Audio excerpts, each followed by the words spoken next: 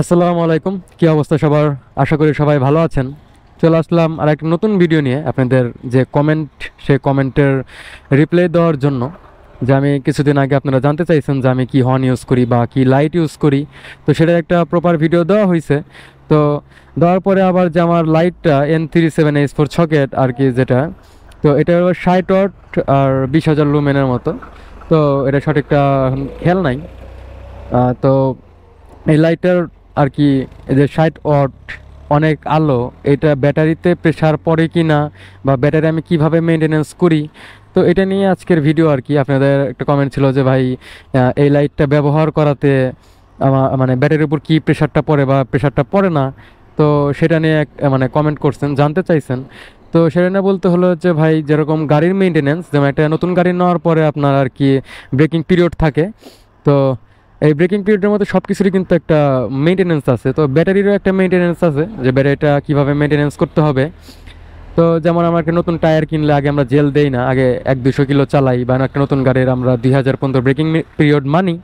তো এরকম ব্যাটারির একটা মেনটেনেন্স আছে যেটা ডেলি, যেটা একদিক দিয়ে গাড়ির ক্ষেত্রেও ভালো, আবার একদিক দিয়ে ধরেন ব্যাটারির দিক দিয়েও ভালো। সেটা বলতে হলো আপনার, যখন আমি প্রতিদিন সকালে যখন বাইকটা স্টার্ট করি, তখন কিন্তু আমার কিন্তু কিক আছে, আমার বাইকে কিক আছে। তো আমি সকালে মানে প্রথম স্টার্ট আর কি, সকালে বের করে রাতে বের করি, মানে প্রতিদিন যে বাইকটা থাকে অফ করার পরে যখন প্রথম স্টার্ট, সেই স্টার্টে কিন্তু আমি কিক ইউজ করি। এটা আমার গাড়ির জন্য ভালো, প্লাস ব্যাটারি সেলফের জন্য ভালো। কারণ যদি আপনি সেলফে প্রেশার দেন প্রথমেই, তো প্রথমে সেলফে দিলে প্রেশারটা হবে কি, যে আপনার ব্যাটারিটা কিন্তু বসা অবস্থায় থাকে, মানে স্লিপ মোডে। তো এই ব্যাটারিটা ধরেন যে আর কি, যখন আপনি সেলফে চাপ দিবেন তখন এটা কিন্তু স্লিপ মোড থেকে ডিরেক্ট স্টার্টে নিচ্ছে, যে স্টার্টে আর কি সবচেয়ে বেশি আমার ব্যাটারিটা ড্রেন হয়। তো এই জন্য আর কি ব্যাটারি সেলফ দিবেন না, মানে যাদের কিক আছে আর কি। আর যাদের কিক নাই তারা মানে ধরেন সকালে প্রথম স্টার্ট করলেন, স্টার্ট করার পরে অন্তত সর্বোচ্চ 5 মিনিট, আমি 2 থেকে 5 মিনিটের মতো রাখি, স্টার্ট দিয়ে রেখে দিই, পিক আপ ধরি না, মানে এক স্টার্টেই এক সেলফ বা এক কিক স্টার্ট হয়ে যায়। তো আমি সেটা করে রেখে দিই 5 মিনিটের মতো, তারপর গাড়ি রান করি আর কি। এটা বাইকের জন্য ভালো, প্লাস ব্যাটারি মেনটেনেন্স হচ্ছে। আর আর দিকগুলো হলো যে যে পাওয়ারফুল লাইট আর পাওয়ারফুল হর্ন, এটার সুবিধা কি, আপনি যদি ধরেন যে যে পাওয়ারফুল লাইটটা, এই লাইট যদি আপনি ধরেন যে প্রথমে জ্বালায় রাখেন, যে এই যে বাইক অফ আছে এখন যদি এইভাবে জ্বালায় রাখেন, তাহলে বেশি না 5 থেকে 10টা মিনিট যদি এভাবে জ্বালায় রাখেন, আপনার ব্যাটারি ডাউন হয়ে যাবে। তো এটা একটা মেনটেনেন্স হলো। এখন আপনি দেখাই, দেখে তারপর যাই। তো মেনটেনেন্সটা হলো যে ধরেন তো গাড়ি চললো বিকাল থেকে, আমি এখন আর কিক দেবো না। তো এই যে গাড়ি নিউট্রাল অবস্থায় রাখবেন, কোনো গিয়ারে রাখবেন না। সবসময় খেয়াল রাখবেন যে গিয়ারে রেখে সেলফ দিবেন না, এটা নিউট্রালের উপর সেলফ দিবেন। তো এই যে সেলফ দিলাম, এই যে বাইক স্টার্ট হয়ে গেল, বাইক স্টার্ট হয়ে গেল, এখন লাইট দিবেন, মানে স্টার্টে স্টার্টে থাকলে কিন্তু আপনার ব্যাটারিটা অটো মানে হচ্ছে, চার্জ হচ্ছে। তো এই চার্জটার জন্য কিন্তু ধরেন যে আপনার ব্যাটারির উপর প্রভাব পড়বে না। আর যখন ধরেন যে আমি যদি হ্যাজার্ড ইউজ করি, তাহলে দেখবেন যে লাইটটা ধাপ পাড়তেছে, হয়তো ক্যামেরাতে বোঝা যাচ্ছে কি না, কিন্তু লাইটে ধাপ পড়তেছে, মানে ব্যাটারির উপর প্রেশার পড়তেছে। তো এগুলা কোনো সময় একাকিত্ব মানে একবারে চালা রাখবেন না, অফ ছাড়া রানিংয়ে থাকলে পারে কিন্তু কোনো প্রেশার ব্যাটারিতে পড়ে না, কারণ একদিক দিয়ে চার্জ হয়, একদিক থেকে আর কি আপনার খরচও হয়, এতে লস হয় না ব্যাটারির।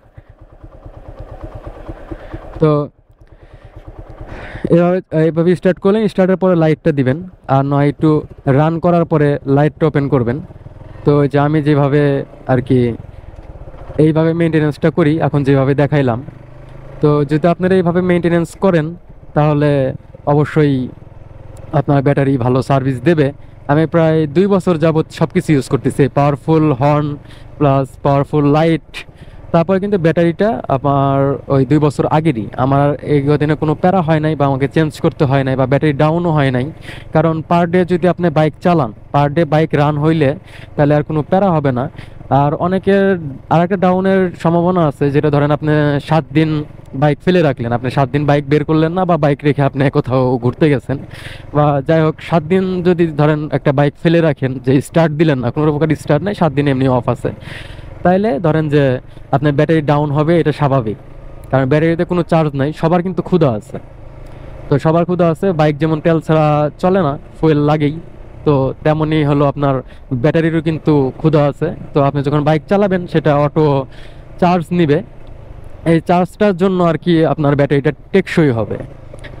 ধরেন আপনি আজকে বাইক বের করবেন না, আজকে বৃষ্টি বা আজকে বাইক চালাতে ইচ্ছা করতেছে না, আপনি বাসায় তো বাইক থাকে বা যেখানেই থাকুক, আপনি 5 মিনিটের জন্য স্টার্ট দিয়ে রেখে দিবেন, মানে অন মাপে রাখবেন। তো এটা হলে সুবিধা হয় কি যে ব্যাটারিটা যে ক্ষুধাটা ও কিন্তু স্টার্টের মাধ্যমে সেটা পেয়ে গেল। তো ব্যাটারির সেলটা নষ্ট হইলো না, সাথে হইলো আপনার আহ, মানে ব্যাটারিটা ভালো থাকলো আর কি। তো আর আমাদের এই মোটর বাইক বলেন বা যে কোনো যানবাহনে যেটাতেই ব্যাটারি আছে, সেই ব্যাটারিটা কিন্তু আপনার ধরা গেলে ধরেন আমাদের যে বাইক, আমাদের বাইকের ব্যাটারি হলো আমাদের বাইকের কিডনি। যেমন আমরা মোবাইলকে বলি হলো বাইকের ব্লাড, ঠিক আছে? তেমন ধরেন যে আমাদের শরীরে যেমন কিডনি থাকে, তো সেরকম কিন্তু বাইকের কিডনিও এই ব্যাটারিটাই।